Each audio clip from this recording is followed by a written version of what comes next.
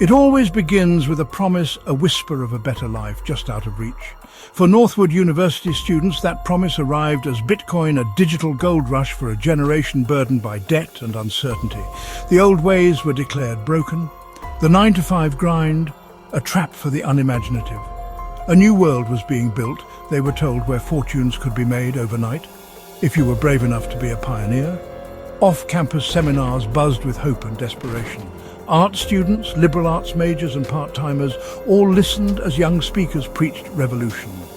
The message, you are special, smart enough to see the future. This isn't just an investment, it's a movement. Olivia was one of them, drawn in by her ambitious roommate, Sophia. The promise of financial freedom was intoxicating, a shortcut to the life everyone wanted. She invested what little she had, swept up in the group's energy. But now, standing at the back of the room, Olivia saw the manipulation speakers preying on insecurity, flashing images of luxury as attainable rewards. The message was clear. Your current path leads to mediocrity. Ours leads to greatness. For many, it was the first time anyone told them they could be powerful. Olivia recognized the lie but understood its allure. The dream was beautiful, but it was still a lie. The crowd was hungry for hope, and the first movers knew exactly how to feed it. Olivia felt the weight of her own doubts growing. The promise of digital gold was irresistible until you saw the cost. The revolution, she realized, was just another sales pitch. The dream's architects called themselves the First Movers, led by Sophia and her sharp, calculating partner, Ethan. They'd made modest profits in Bitcoin, but quickly realized the real money was in selling the dream, not the coin. Their off-campus apartment became a recruitment hub. Sleek, buzzing with crypto charts and hopeful newcomers. They weren't just investors, they were evangelists, perfecting their pitch and targeting the most vulnerable students. Olivia, brought in by Sophia, was granted access to the inner circle. At first it felt powerful, like being part of a secret society. But the excitement faded as Olivia saw the cynicism recruits were assets, not people. The group celebrated every new member as a conversion, not a success story. Morality was never discussed, only growth and momentum. Olivia watched Ethan mock a student who'd emptied his savings, and Sophia dismissed concerns with, "It's their choice." The first movers weren't pioneers, they were predators, cloaking greed in empowerment. Their bubble wasn't just financial, it was moral. Inside, their actions felt justified. Outside, Olivia saw only cruelty. The cost of belonging was becoming clear. The First Movers' creed was their gospel. Get in early, reap the rewards, or be left behind. Every meeting hammered home the urgency. This was the moment, the revolution, the chance to be a founder.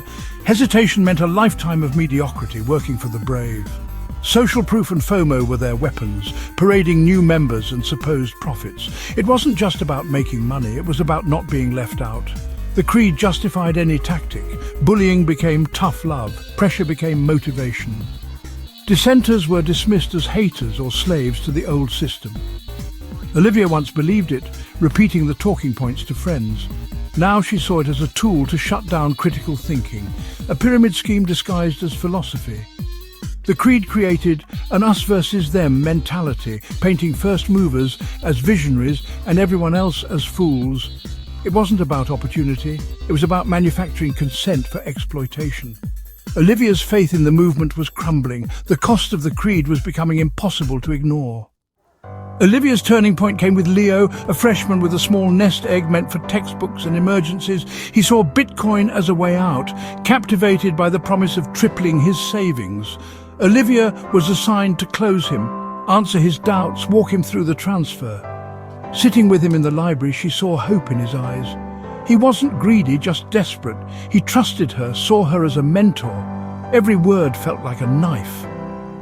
Olivia hesitated, wanting to warn him, but fear of Sophia and Ethan and losing everything kept her silent. She smiled, pushed down her doubts, and helped Leo transfer his savings.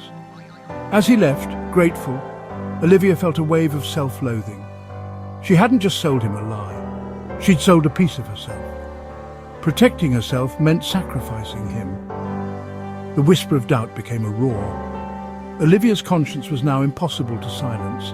The cost of complicity was written on Leo's face. The first movers' parties were recruitment machines, lavish, overwhelming, designed to blur the line between socializing and business. New recruits were made to feel special, then surrounded by the faithful. The energy was manic, the pressure relentless. "Don't wait, the train is leaving!" Olivia watched, horrified, as Sophia delivered a cult-like sermon. "There are those who watch and those who make things happen. Which are you?" Hesitation was painted as cowardice. Ethan targeted doubters, mocking their caution, pointing to others' supposed success. The party was a hunting ground, not a celebration.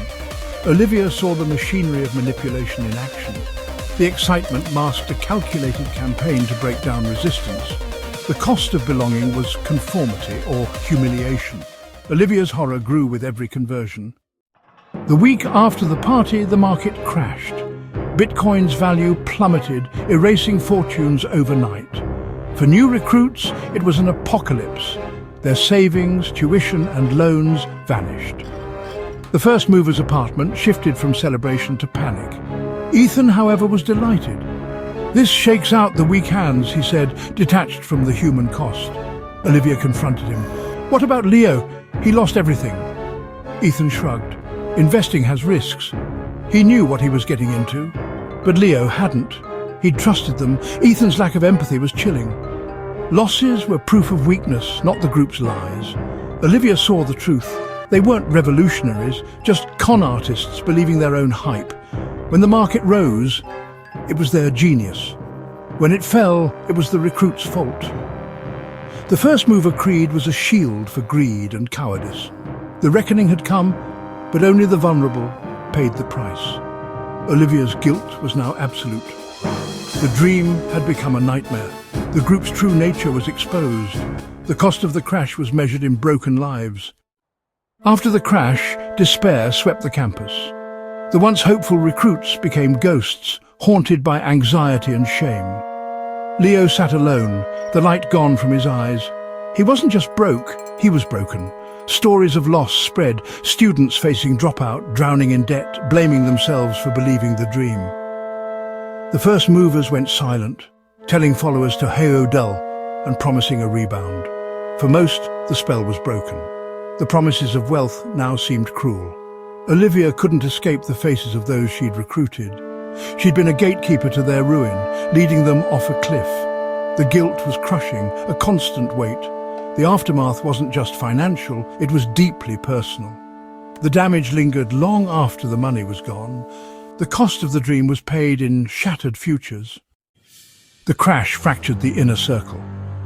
Confidence gave way to paranoia and blame. The money stopped, and so did the justifications. Sophia, once a visionary, became defensive and isolated, clinging to empty rhetoric. Olivia argued for accountability. Ethan dismissed her guilt as weakness.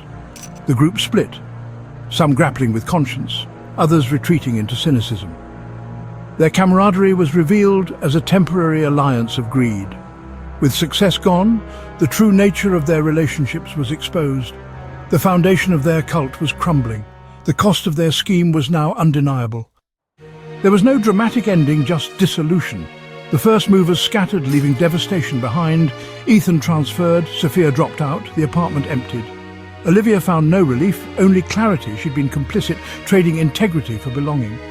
The loss of money was nothing compared to the loss of self-respect. The first movers' narrative had seduced both victims and perpetrators. They believed in their own myth, mistaking exploitation for enlightenment. Olivia was left with the weight of guilt and bitter wisdom. The memory of Leo, Sophia's speeches, Ethan's smile. These haunted her. She was among the first to see the lie and one of the last to face the truth. The cost of the dream was a permanent scar.